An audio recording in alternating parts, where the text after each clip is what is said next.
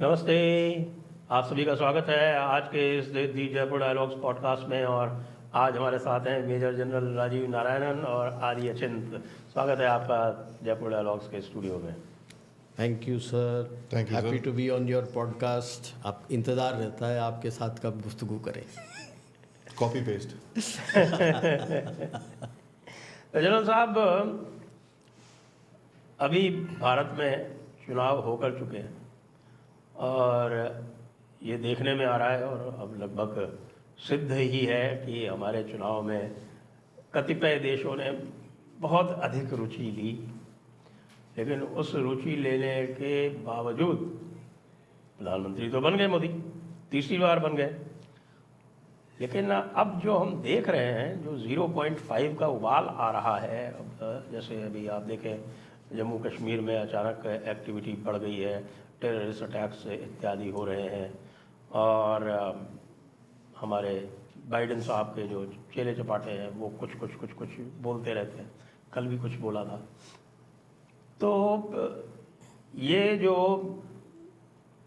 बाहर वाला जो इंटरफेरेंस था, ये किस दिशा में जाते देख रहे हैं आप? और वो बाहर वाला जो है वो अंदर से किस किस को एक्टिवेट करेगा? तो इसका मैं दो उदाहरण दूंगा। एक था हमारा इलेक्शन और एक अभी हुआ फ्रांस का इलेक्शन। फेज़ 1 में तो उनकी नेशनलिस्ट पार्टी जीत रही थी और उन्होंने फिर, जो मैं एलसीएम कबाल बोलता हूँ, लेफ्टिस्ट चाइनीज़ और मुस्लिम रेडिकल्स मिले हुए हैं, उन्होंने सारा खेल खेला। मैक्रो ने उनसे हाथ मिलाई और नेशनलिस्ट पार्टी तीसरे नंबर पे आ गई। दूसरा, जो ऋषि सुनाक थे पीएम, उन्हें 18.3% वोट मिले और उन्होंने बड़ी विनम्रता से बोला, एक्सेप्ट मैं हार गया हूँ, अब अपने तरफ आइए। पूरी शिद्दत से इन्होंने कोशिश की थी हराने के लिए, विफल हो गए। और जो ऑपोजिशन में है, सिंगल लार्जेस्ट पार्टी, 18.26% वोट और कहते हैं मैं जीत गया। एक तरफ है 18.3, वो कहता है मैं हार गया, थैंक यू, और एक 18.26 और वो कहते हैं मैं जीत गया। ये एक तो दर्शाता है, जो हिंदी में कहते हैं खिसियानी बिल्ली खंबा नोचे। हार गए हैं, एक्सेप्ट नहीं कर पा रहे हैं कि हम हार गए हैं। और क्योंकि ये हार गए हैं, तकरीबन 6-7 जीत हार तो दिमाग का ही तो भ्रम है। बिल्कुल। वो तो कहेंगे वो लोग कि भ्रम है ये। अब जो इनके काम करने वाले लोग भारत के अंदर हैं, इन्होंने इनको पाला है पिछले 6-7 दशक से, बल्कि मैं कहूँगा पहले से चल रहा है, जब से अंग्रेज़ हुकूमत ने राज टेक ओवर किया था 1858 में, और तकरीबन 1870 ऑनवर्ड्स इन्होंने शुरू कर दिया था। ये वो 150 साल से हैं अंदर। तो उन लोगों के डीएनए के अंदर तो यही है, यही ये समझते हैं, उनका तो इस्तेमाल करेंगे। डर सबसे ज़्यादा लगा है जो भारतीय न्याय संहिता आई है, वो इनको बहुत अभी करना चाहते भी हैं और डरते भी हैं। मेरा मानना है जो लफ्ज़ राहुल गांधी ने पार्लियामेंट में लिया था, हिम्मत नहीं है उसकी वो बाहर ले ले, क्योंकि अगर उसके अगेंस्ट एफआईआर हो गया तो न्याय संहिता के अंदर 5 महीने के अंदर उसके सज़ा हो जाएगी, उसकी बहुत कड़ी से कड़ी सज़ा हो जाएगी। तो अभी जो कुछ भी वो कहेगा पार्लियामेंट के अंदर कहेगा। एक चूक की है जिसके अगेंस्ट एफआईआर के लिए केस दर्ज हो चुका है, जो मणिपुर ने उसने लफ्ज़ यूज़ किया था इंडियन यूनियन। कॉन्स्टिट्यूशन कहता है union of India. Union of India और इंडियन यूनियन में बहुत अंतर होता है। इंडियन यूनियन का मतलब आप सीधे कनेक्ट कर सकते हो यूरोपियन यूनियन या अफ्रीकन यूनियन से। और union of India is like the United states of America, it's also a union of states. Union of states एक स्टेट है, लेकिन इंडियन यूनियन बोलते हो तो उसका मतलब होता है कि स्टेट्स एक साथ जुड़े हैं और कोई कभी भी ब्रेक्सिट कर सकता है। तो इसके विरुद्ध अभी PIL लगा है। अगर ये एक्सेप्ट हो जाता है तो इसमें बहुत बुरे फंसेंगे, क्योंकि इसके पहले भी ये वो कैम्ब्रिज स्कूल में जहाँ पे जाके उन्होंने बात किया था, वहाँ पे भी उन्होंने बोला था यूनियन ऑफ इंडियन यूनियन, और गलत कहते हैं कि कॉन्स्टिट्यूशन में लिखा है। इन दोनों का मतलब अलग होता है। तो हमें तैयार रहना है कि ये इनको और भड़काएंगे। इलेक्शन के पहले तो उन्होंने पहले ही बोल दिया था कि घासलेट तो हमने फैला रखा है, चिंगारी की दे दी है। कोशिश जारी है, जैसे नीट का किया था। जैसे ही मुस्लिम के 3 लड़के पकड़े गए तो नॉट ओनली नीट का सारे चुप हो गए, उनके जो मीडिया है वो भी अब नीट की बात ही नहीं करते। इसके पहले तो neat neat neat neat neat neat ही होता था। नीट को नीट पी गए। बिल्कुल नीट पी गए, ऑन द रॉक्स। ठीक है, मणिपुर को कोशिश जारी है उनकी कुछ करने के लिए, आप भी गालियाँ पड़ी हैं। हो नहीं रहा है। तो अभी कुछ ना कुछ नया करने की कोशिश करेंगे भड़काने के लिए। एम है कि अंदर से डिस्टेबलाइज किस तरह से कर सके, क्योंकि उनकी कोशिश ये रहेगी कि अब यहाँ तो हार गए, 2029 में हम कुछ कर सकें। तो इसीलिए मैं तो हर वक्त कहता हूँ कि जागो भारतीय सोने वालों, जाग जाओ। ये कठुआ में जो हो रहा है उसका इससे कोई संबंध है? ज़रूर है सर। किस चीज़ का किसी से संबंध नहीं हो, आई मीन ये तो इम्पॉसिबल है। तो आपके एयरपोर्ट की छतें गिर जाती हैं, और जब लोग सवाल उठाना बोलते हैं सडनली एयरपोर्ट की छतें सब ठीक हो जाती हैं। ट्रेन के एक्सीडेंट्स में हमको पता ही है, लोग पत्थर रखते हैं, सीमेंट के ब्लॉक्स रखते हैं, रेलवे के सिग्नल चेंज करे गए हैं, पकड़े गए हैं लोग। ये अपने आप तो चीज़ें होती नहीं। जहाँ पर आई थिंक हमने बात भी करी थी, जगन्नाथ की रैली में 400 साल 300 साल 500 साल कुछ नहीं हुआ, इस बार ही स्टैम्पीड हो गया। कैसे? और यूपी में पकड़े गए ना हाथरस वाले लोग। तो कुछ तो है ना, there is something happening sir. And देखिए, पाकिस्तान एक ऐसी जगह है सर, इस टाइम पे वो ऑन रेंट है। मैंने कहीं बोला थोड़े टाइम पहले कि पाकिस्तान, वो किसी अमेरिकन एनवॉय ने बोला था ना, $20,000 में पाकिस्तान अपनी माओ को भेज देगा। डॉलर नहीं सर, आप 20,000 पाकिस्तानी दे दो, वो उसमें भेज देगा। सिंपल, बिकॉज उसको क्या है, उसको पैसे मिल रहे हैं, उल्टे काम करने के तो उनको शौक है। एंड आप देखिए जिस तरह के अटैक्स हो रहे हैं, they are desperate attacks. Back to back आप अटैक कर रहे हो। आपने जम्मू में स्टार्ट करा, फिर कश्मीर में गए, फिर अभी कथुआ में आ रहे हो, फिर कभी इधर जा रहे हो, कभी उधर जा रहे हो। क्या कर रहे हो आप? स्प्रेड करने की कोशिश कर रहे हो उसको। सर ज़्यादा बताएंगे मिलिट्री उसके अंदर, बट आप देखिए you trying to spread it कि भाई देखो पूरा स्टेट ही उड़ा हुआ है। क्यों? क्योंकि इलेक्शन हो रहे हैं। तो इलेक्शन में वो नॉर्मलसी नहीं दिखानी है हमने, क्योंकि पिछले इलेक्शन में जूते पड़े इनको। What ever said and done, लोग बोलते हैं शेख रशीद ये मान लिया, वोट तो पड़े ना। Bottom line, democracy worked. There was no terror incident, there was no violence, people voted. वो बड़ा एक मैसेज गया था इनको, यार ये क्या हो गया, ये तो पूरा उल्टा पड़ गया। उसके बाद से देख लो आप, सडनली खालिस्तानी शुरू हो गए, ये शुरू हो गया, वो शुरू हो गया। कहाँ से? और हमने तो खुले में बोला, मोदी जी कल सुबह जाके एक वो जो लाइन है ना अमेरिका में, वो जो फॉर्म देते हैं साइन कर दो, मोदी जी साइन नहीं कर रहे, कल सुबह जाके साइन कर दो। पन्नू आ जाएगा, नुन्नू आ जाएगा, मुन्नू आ जाएगा, सारे भेज देंगे यहाँ पर। क्या साइन करना है? साइन बड़ा सिंपल है सर, आप अपनी सॉवरेनिटी साइन कर दो, आप अपनी इकोनॉमिक साइन कर दीजिए, जो भी है आपकी फ्रीडम। रशिया के साथ दोस्ती तोड़ दीजिए, आपको 6 महीने में F-22 आ जाएंगे। प्रॉब्लम कहाँ है इसके अंदर?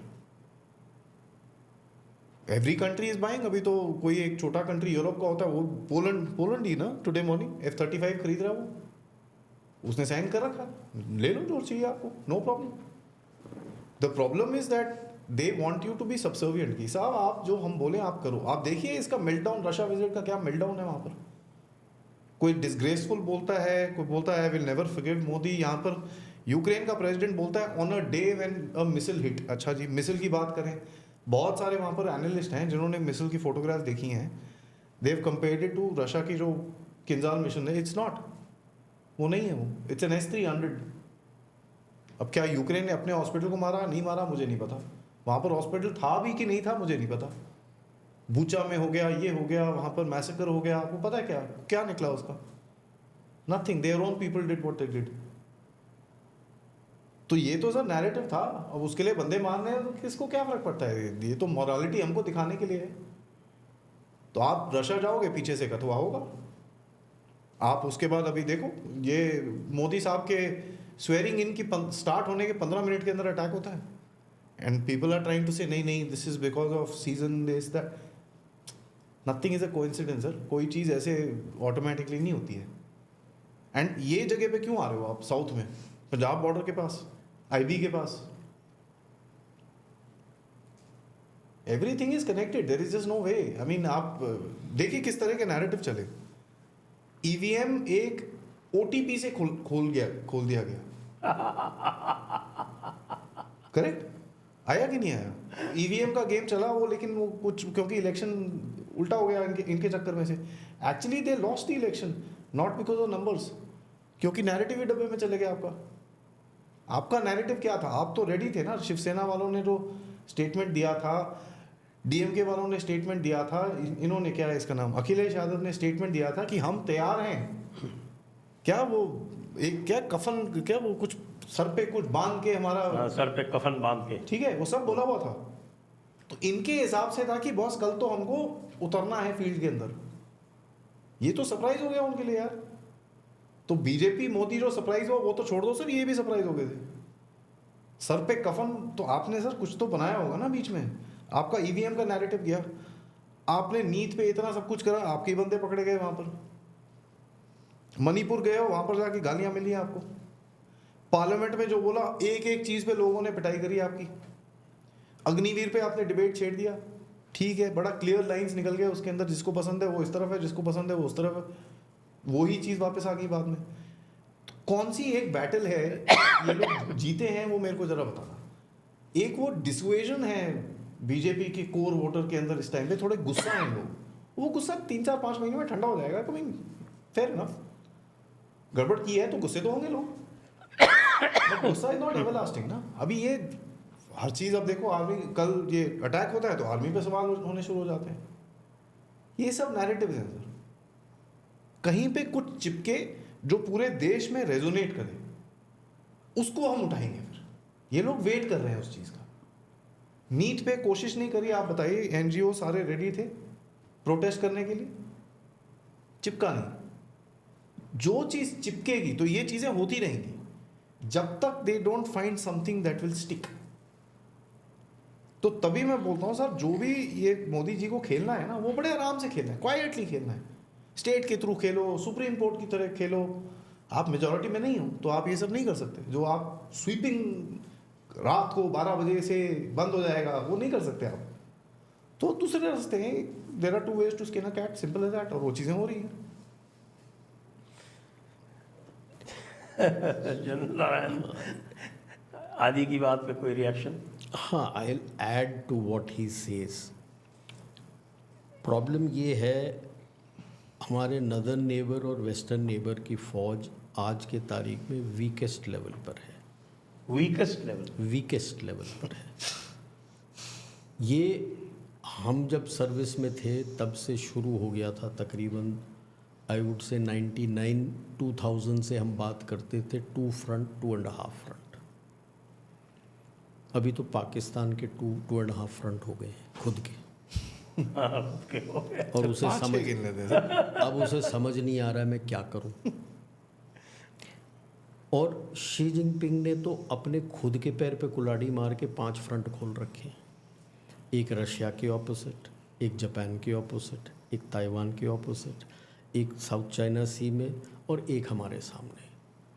और फौज उसकी कहती है हम तैयार नहीं है लड़ने के लिए। अगर हम अपना ही देखें, उसके पास 13 ग्रुप आर्मी हैं, जिसमें से हमारे खिलाफ 2 खड़े हैं और वेस्टर्न थिएटर कमांड के पास 2 हैं, 76 and 77 group आर्मीज। Tibet military district में 3 ब्रिगेड हैं और सिंचियांग मिलिट्री डिस्ट्रिक्ट में 4 डिवीज़न हैं।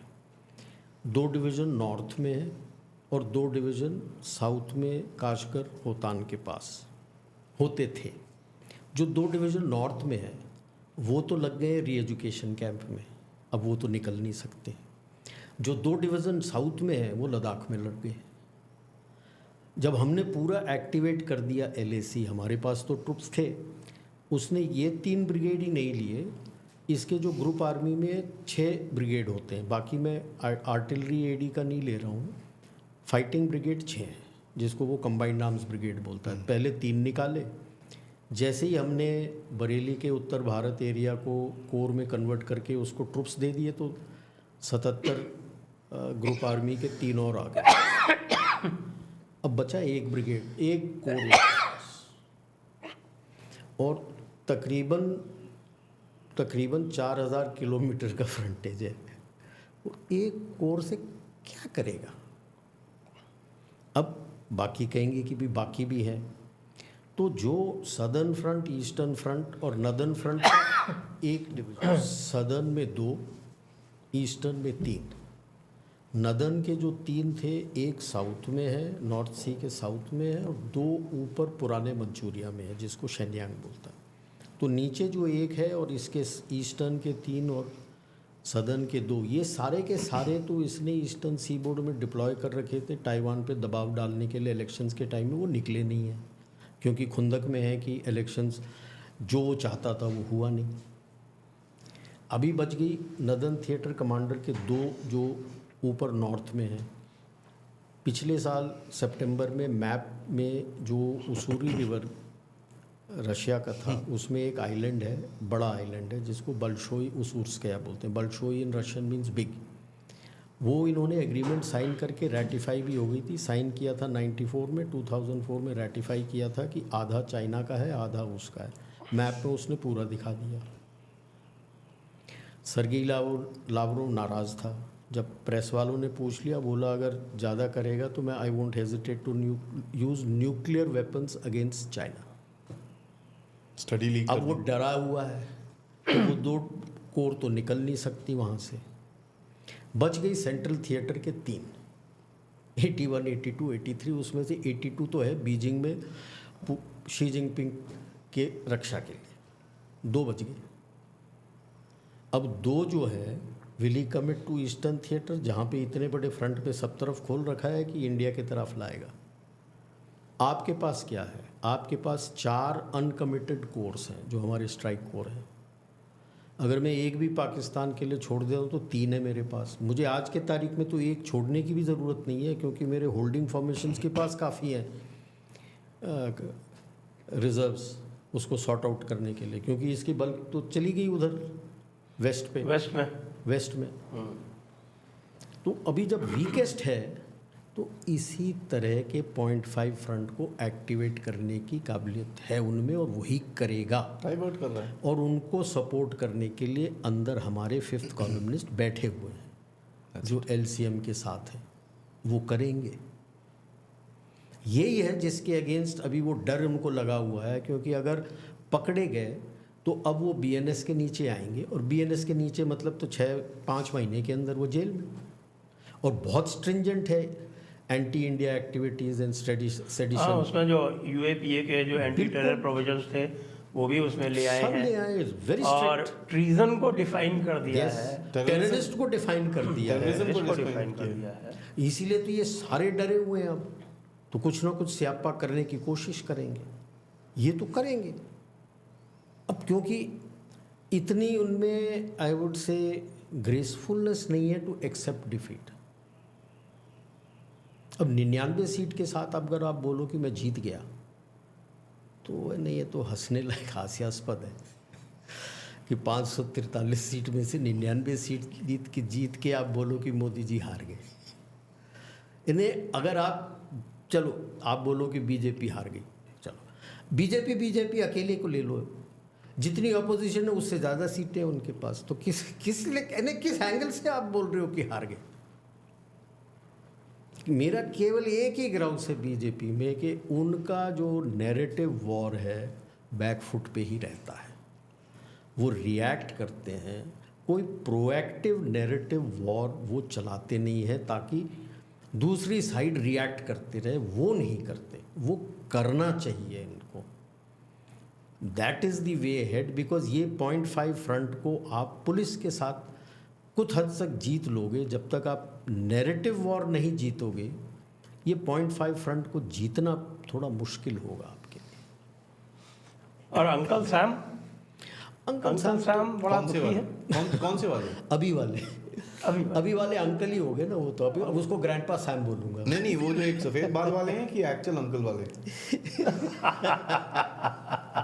वो जो कौन चाइनीज है अफ्रीकन है वो मुझे पता नहीं, बट अमेरिका की बात कर रहे हो कि अंकल सैम की बात कर रहे हो? दो हैं सर। अंकल सैम तो अमेरिका ओरिजिनल ना?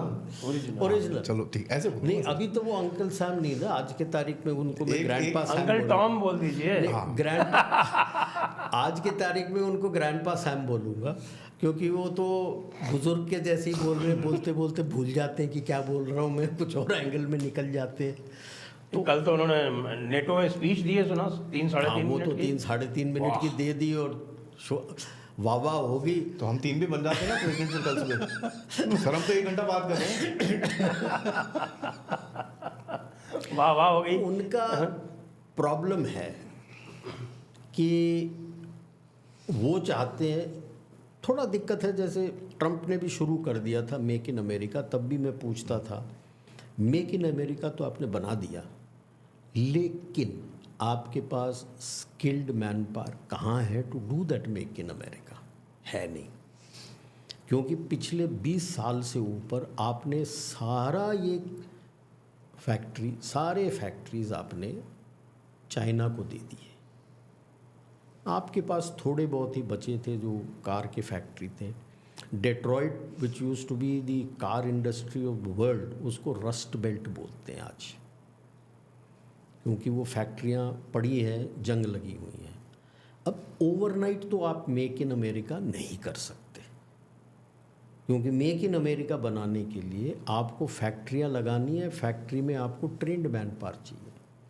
अब ट्रंप वो समझ चुका है, तो इसलिए कहता है जो लोग पढ़ने आए हैं, specially Indians and Chinese and Asians, क्योंकि वो अच्छे पढ़ते हैं, उनको मैं जल्दी ग्रीन कार्ड दे दूंगा, OJT से सीधे सीधे काम में लगा दूंगा, so that they earn the billions in America और अपने घर जाके बिलियनर ना बने।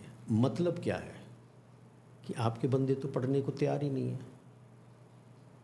अब एक सबसे बुरी चीज़ जो मैं देखता हूँ एंग्लो सैक्सन और वेस्ट में, आपने शुरू कर दिया डोल और पैसे बढ़ाने लगे as per the size of family. तो बंदा काम क्यों करेगा? शादियां करेगा और बच्चे पैदा करता रहेगा, हर बच्चे के पीछे उसको पैसे मिलते रहेंगे, आराम से जीवनी काटेगा। काम क्यों करेगा? You know from where he's attracting people from. तो वो काम क्यों करे?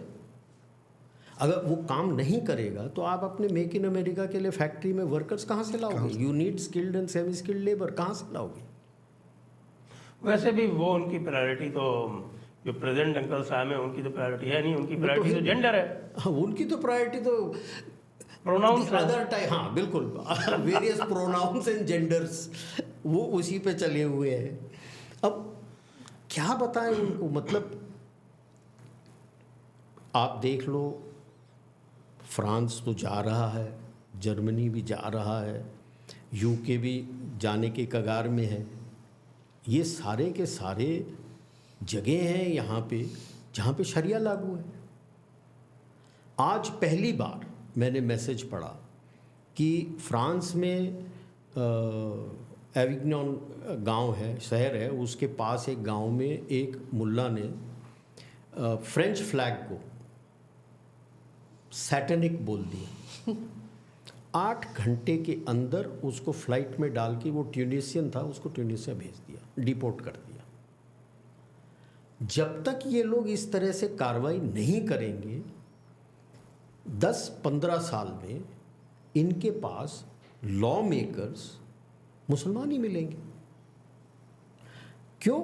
कुछ करने की ज़रूरत नहीं थी। आपने तो खुद अपना सोशल सर्विस लॉस ये दे रखा है कि डोल फैमिली के साइज पे देंगे। तो अगर एक आदमी है, उनके वहाँ तो बर्थ रेट 1.2 होता है फैमिली में, तो आपका 1 है, इसका 8 है। अब आप मल्टीप्लाई करके देख लीजिए, जब ये बड़े होते हैं तो कितने बढ़ जाएंगे, उसके कितने हुए और इनके कितने हुए।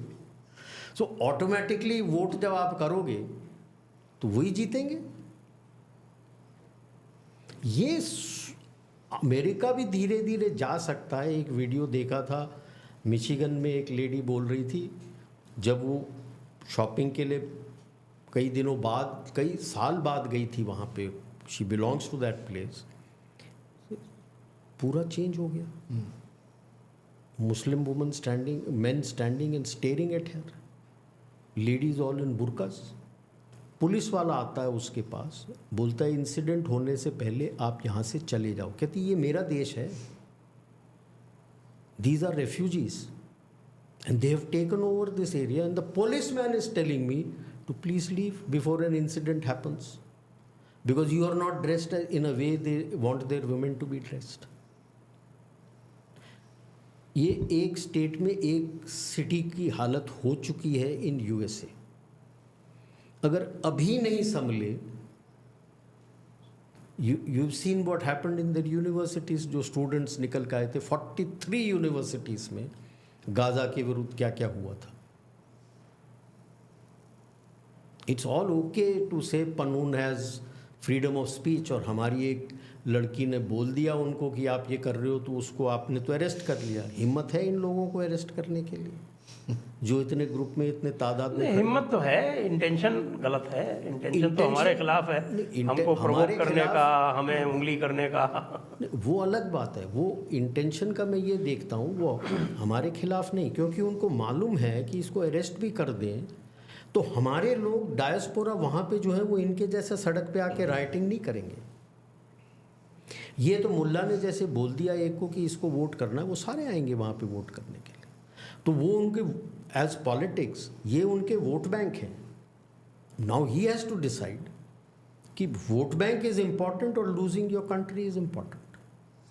अभी तो 43 यूनिवर्सिटीज़ में स्टूडेंट्स आए थे, दंगा कर दिया था, आप कुछ नहीं कर पाए except for I think 2 presidents को निकाला था, MIT को तो हाथ नहीं लगाए। बच्चों का क्या कर लिया? It is not a question कि वहाँ पे लोग आके बैठ गए राइटिंग धरना में। द क्वेश्चन इज़ उनको दाना पानी कौन खिला रहा था, क्योंकि आपकी हॉस्टल तो सब बंद थी। तो कौन खिला रहा था? किसने वो खोल के रखा था ताकि they could use the toilets? Who had opened the dorms and the toilets for them? Who was feeding them? पानी कौन दे रहा था? खाना कौन दे रहा था? इन्हीं के लोग दे रहे थे। सो जो हिलरी क्लिंटन ने कई साल पहले पाकिस्तान को बोला था that if you breed poisonous snakes at home, it's not always the neighbors that they'll bite. The same is coming home to bite them. जो ये सोच रहे थे कि भारत में करेंगे, दूसरे थर्ड वर्ल्ड में करेंगे, अब तो इनके देश में हो रहा है और इनको समझ नहीं आ रहा क्या करें। Actually, if I may add one thing, एक जो स्ट्रक्चर है कंट्री का सर, जिसमें आप देखिए 2 प्रेसिडेंट्स डिबेट में जाते हैं, उनकी जो आर्गुमेंट होनी चाहिए पॉलिसी पे, अब भारत में भी देख लीजिए, जो भी हमारी ऑपोजिशन है, कम से कम कुछ तो पते की बात तो नहीं करती, बट जो जनरलाइज टॉपिक है वो ठीक है। मणिपुर इशू है वहाँ, अंडरस्टैंडेबल। वहाँ क्या इशू है? तू ड्रग टेस्ट करा, नहीं तू ड्रग टेस्ट करा। This is the discussion. Bharat, अभी वो मोदी साहब रशिया गए, 3 सेपरेट जवाब आए हैं उनके। State Department says we have made very clear of our concerns with India, कि भाई हम, ये ठीक नहीं है। डिफेंस डिपार्टमेंट बोलता है we trust India to figure out a way to stop this war. White House बोलता है India has the power to tell Putin to stop this war. मैं किसका विश्वास करूं? And to respect Ukrainian sovereignty. And territorial integrity. वो State Department बोल रहा है। किसका विश्वास करूँ मैं इसमें से? Who do I take seriously in this? जो हम लोग महीनों से बोले जा रहे हैं, डीप स्टेट, जो भी गहरा राज्य, जो मर्जी बोल लीजिए, क्रैक है उसके बीच में। अब वो चीजें सामने आ रही है सर आपके। जो अदृश्य सरकार है वो टूट चुकी, आप देख लो ना। There are 3 separate statements for one event. भाई ये क्या है? मैं इस पे जो फर्दर जो क्वेश्चन आपसे पूछना चाहता हूँ वो ये है कि भारत के परिप्रेक्ष्य में, इंडियन पर्सपेक्टिव से, इस अदृश्य सरकार की कैपेसिटी जो है वो कुछ कम हुई है या उतनी ही है जितनी थी? देखिए, कम नहीं हुई है सर। वो लोग, उन लोगों ने किया क्या? अपने आप को एक्सपोज करा। सो जो इम्पैक्ट होता है ना वो कम हुआ। हैविंग सेड दैट, इस इलेक्शन के अंदर इन लोगों ने कुछ किया है विच क्लिक्ड ऑन। और जैसे मैंने पहले भी बोला सर, 3 स्टेट्स में टारगेट किया गया, 3 जनरल ज्योग्राफिकल एरियाज के अंदर टारगेट किया गया। ईस्टर्न यूपी, राम मंदिर का वो तोड़ना था, टारगेट हुआ उधर पे। Maharashtra and eastern Rajasthan and Haryana area. आप ये 3 जगहों में से देखेंगे आवाजें उठ रही हैं इस टाइम पे। क्यों? Defence corridor, trade corridor, the next wheat बोल। सिंपल। मणिपुर क्यों जा रहा है? कुकी, मैती, इलीगल इमिग्रेंट्स, ये आप जो जितने सब कुछ चीजें बोल दो सर, बेसिक प्रॉब्लम क्या है? Drugs and the land where the drugs are grown. कब शुरू हुआ? अफगानिस्तान में तालिबान ने ड्रग्स बंद करने शुरू करे, यहां पर आग लगी। It's a simple game. हम लोग उसके अंदर अभी जो उसके आजकल की चीजें हैं वो एडिशंस हैं उसके अंदर। अभी आप बोलो क्रिश्चियन वर्सेस हिंदू है, वहां पर चर्च जलाए जा रहे हैं, ये 25 चीजें बोली जाती हैं उसके, वो तो सर एडिशन है। But the crux of the matter is this, it's as simple as that. Jammu Kashmir में आपके इलेक्शन होते हैं, नहीं अटैक कराना शुरू करो, शुरू हो गया उधर। You look at it, it's this thing. भैया Bharat is the infrastructure hub of the world. लो जी, आपके ब्रिज गिरेंगे। देखिए सर, चाइना की जो एक पॉलिसी है ऑफ 3 वॉरफेयर्स, ठीक है, media, psychological and Lawfare. This is a typical this thing. They use their systems against, I mean they will use your system against you. वो आपकी अचीवमेंट्स को आपके अगेंस्ट यूज कर रहा है इस टाइम पे। जो जो चीजें आपने करी हैं पिछले 10 साल में, आप बोलो, वो उसको लेके उल्टा करके आपके सामने रखता है। हम हमारा टीआरपी के लिए उठाते हैं लोग उसको। फिर you look at it, Ram मंदिर हमने क्या, राम को हरा दिया, ठीक है, अयोध्या के राजा, ठीक है, अयोध्या के राजा। हमारी फौज बड़ी स्ट्रांग है, अग्निवीर खराब है। चाइना को लात मारी, नहीं आप तो उस दिन क्या हुआ था, वो पेंगोंग सो में बन रहा है सिरिजाप। मेरे भाई, सिरिजाप वाज लॉस्ट ऑन 21 अक्टूबर 1962। जरा पूछ लो वहां पर जाके। अब खड़गे जी से तो आप क्या उम्मीद करें, और उनके जिस तरह के एडवाइज़र हैं, और जो बेस्ट एडवाइज़र हैं वो तो राहुल के पास है, ठीक है। तो एग्जाम के बाद, हालांकि वो कैसे हैं वो भी मैं नहीं कहूँगा। एग्जाम के बाद नीट हुआ। नीट, मैं वही रिपीट करूंगा सर, ये कुछ बोलते हैं ना, ये हवा में तीर मारने की बात है। अंधेरे में जो चीज़ पे आवाज़ निकलेगी उस चीज़ पे सारे चपट जाएंगे ये लोग। ये जो सडनली एनर्जी दिखती है आपको, कोई कभी मणिपुर जाते हैं, कभी उधर असम जाते हैं, कभी इधर जाते हैं, कभी, क्यों है ये एनर्जी है कि भाई कुछ कहीं से आवाज़ उठे देश में। 5th कॉलमनिस्ट फटाफट आर्टिकल लिखो, छापो, ट्विटर में ट्रेंडिंग करो, ये करो, वो करो, कुछ आवाज़ उठे। और ये मेरा पहले भी मानना था कि अगर हम बोलें कि साहब ध्रुव राठी और ट्विटर पे ट्रेंड चला के ये लोग इलेक्शन जीते हैं, माफ़ कीजिएगा सर, मुझे भी सोशल मीडिया पे लोग जाते हैं अपनी एक सोच को रीइंफोर्स करने के लिए। आप नेगेटिव चीज़ें पढ़ने नहीं जाते सोशल मीडिया पे। How many negative accounts do you follow? You don't like to read that. आप अपनी सोच को, आप अपने इकोसिस्टम में रहना चाहते हैं। तो एक पॉजिटिव भारतीय इकोसिस्टम है, मेरे अकाउंट में वही लोग होंगे, मेरे को वही देखना है अपने टाइमलाइन पे। बहुत कम लोग हैं जो टेररिस्टों की भी फॉलो करते हैं, हमारे जैसे हैं जो थोड़े बेवकूफ़, इनको शौक है इन चीज़ों का। But there general masses don't like to watch that. अगर उसको ध्रुव राठी का वीडियो आएगा, वो बोलेगा नॉट इंटरेस्टेड, मेरे को नहीं देखना यार ये दोबारा।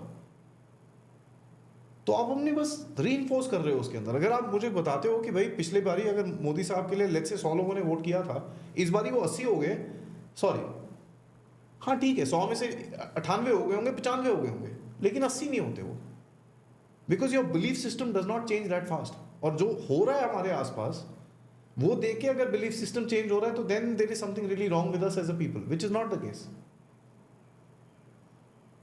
दुनिया में आप देख लीजिए आज वो क्या प्यू रिसर्च आता है जी, इंडिया की democracy is acceptable to 79% of the people. Singapore सबसे नंबर 1 है 81 पे, अमेरिका कितना है 31।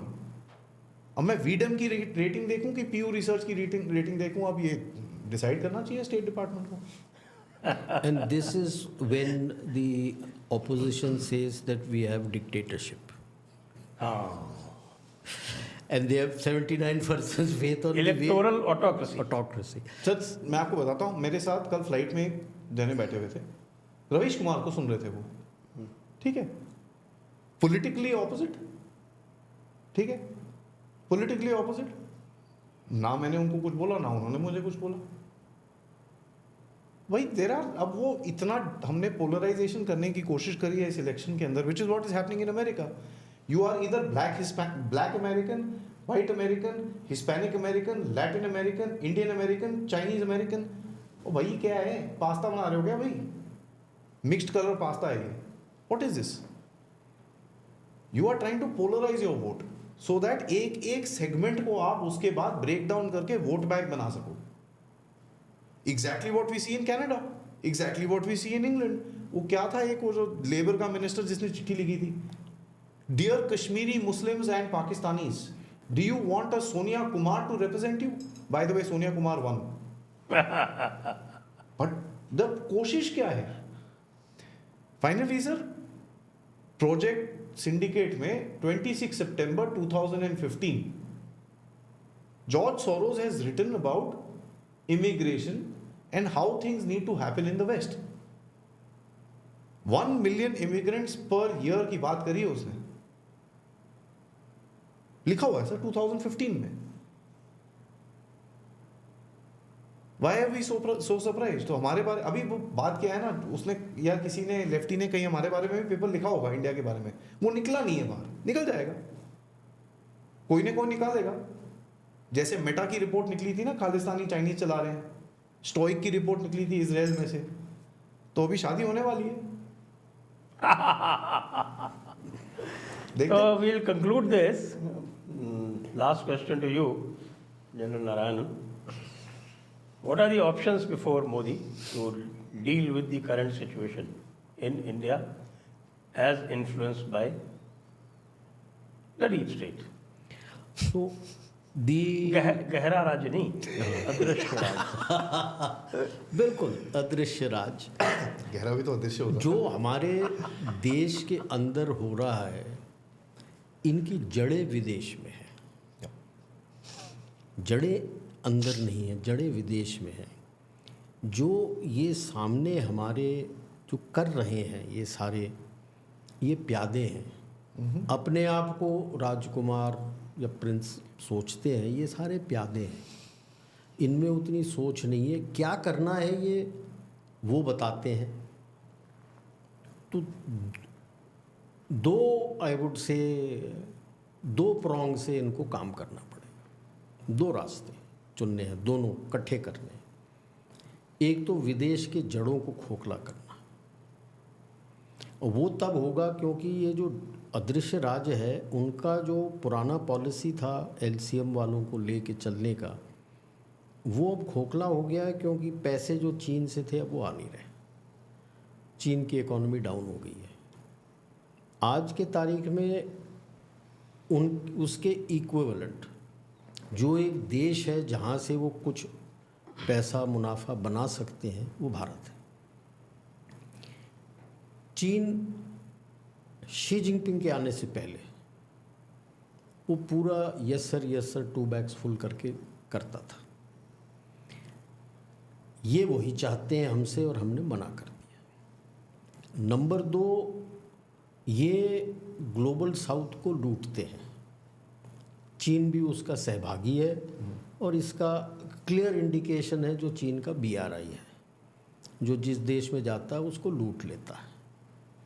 भारत ने तो क्लियर कह दिया है as voice of global south कि ये नहीं होगा। आपको पैसे चाहिए, आप भी तरक्की करोगे, लेकिन हमारी भी तरक्की होगी। ये अगर आप सोचो कि चीन के जैसे हो रहा था तो नहीं होगा। हम अपने इंटरेस्ट के साथ चलेंगे। जहाँ हमारे इंटरेस्ट आपके इंटरेस्ट से मैच करते हैं हम साथ हैं, जहाँ मैच नहीं करते हम आपके साथ नहीं हैं। ये क्लियर दिख रहा है। आप क्वाड के साथ भी हो, आप पुतिन के साथ भी हो। आप पुतिन को मीट करने गए थे, जब वो मीट कर रहे थे वहाँ पे NATO का भी मीटिंग हो रहा था। लोगों को पता नहीं होगा, चाइना में क्वाड के एम्बेसडर्स का मीटिंग हो रहा था। चाइना के अंदर? चाइना के अंदर 4 एम्बेसडर्स की मीटिंग हुई थी और US एम्बेसडर ने एक प्रेस रिलीज दिया है, good discussion on strengthening quad. ठीक है, तो ये तो चाइना के लॉफेयर का जवाब है, क्योंकि लॉज के मुताबिक तो एम्बेसडर कुछ भी कर सकता है, किसी के साथ मिलके किसी की भी बातचीत कर सकता है, उसमें तो कोई रोक टोक नहीं है। तो ये दर्शा रहा है कि आप इधर भी हो उधर भी हो और चीन के साथ भी आप कर रहे हो कि भाई क्वाड का मीटिंग वहाँ कर रहे हो। तो ये अब जो पुराने LCM वाले हैं जो चलाते थे, जो नीचे अदृश्य देश की पॉलिसीज़, अब उनको तड़प है कि आने वाले कुछ दशकों में उनकी ज़रूरत ख़त्म हो जाएगी। They will be out of job. So अगर वो नहीं करना है तो 3 चीज़ों की है। जो अदृश्य देश भी चाहता है और जो लेफ्टिस्ट चाहता है, तो उनकी स्ट्रैटेजी है कि भारत को वीक करो, किसी तरह से मनवा लो कि जो हम करें कहें वही करेगा, स्ट्रैटेजिक ऑटोनॉमी छोड़ दे। तो ये आप छोटे मोटे इंसिडेंट्स, ये सो है 0.5 का इंसिडेंट, ये आप कराते रहो। अब उसमें इन्होंने लेफ्टिस्ट ने चीन और मुस्लिम रेडिकल्स को यूज़ किया है। वो भी खुश हैं। क्यों? चीन चाहता है कि भारत अंदर से अनस्टेबल रहे, कुछ ना कुछ इंसिडेंट होता रहे। उससे क्या होगा, FDI नहीं आएगा और वो दुनिया को बोलेगा देखो यार, जो कुछ भी मेरी कमी पेशी है मैं स्टेबिलिटी दिखा सकता हूँ, तो आप वापस मेरे साथ जुड़ जाओ and we will restart and renegotiate how to go about it. वही एक स्ट्रैटेजी बची है उसके पास, अदरवाइज उसकी इकोनॉमी तो ख़त्म है। और रेडिकल्स भी खुश हैं। क्यों? कि इसके अंदर फिर ये तोड़ सकते हैं। और कांग्रेस की लैंग्वेज रेडिकल्स की लैंग्वेज है। जैसे ही वो बोलता है यूनियन ऑफ इंडिया, खड़गे जी कहते हैं इंडियन ऑक्यूपेशन मणिपुर, ये लद्दाख से, लद्दाख में Indian occupation. Union of India तो स्टैंडर्ड लैंग्वेज है। नो, इंडियन यूनियन बोलता है। हाँ, नहीं, इंडियन यूनियन बोला उसने। वो कह रहे हैं इंडियन ऑक्यूपेशन ऑफ लद्दाख। ये तो वो रेडिकल्स की भाषा है जो भारत को तोड़ना चाहते हैं। क्यों? United you stand, divided you fall. जैसे ही आप टूट गए तो उसके घजवाए इंद हो जाएगा। तो आज के तारीख में आप ये 3 स्ट्रैटेजी आपके ऊपर चले हैं, तो आपने तो काफ़ी एग्रेसिव अभी स्ट्रैटेजिक ऑटोनॉमी लेके ये अदृश्य देश के सामने बैठ के बात करना है कि भाई साहब आइदर दिस, नहीं तो ये सारों को अभी, क्योंकि BNS आ गया है, BNS में तो ये जो काम कर रहे हैं IPC में तो बच भी जाते हैं। जैसे काफ़ी सारे तो बेल पे छूटे हुए हैं, इसमें तो बेल भी नहीं मिलेगी।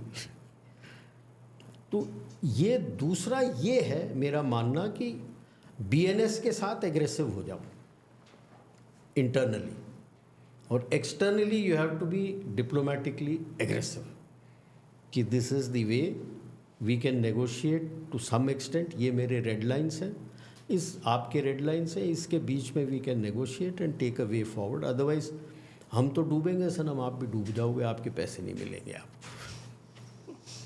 तो आपका बहुत बहुत धन्यवाद जनरल नारायणन और आदि। जय हिंद, जय भारत, वंदे मातरम।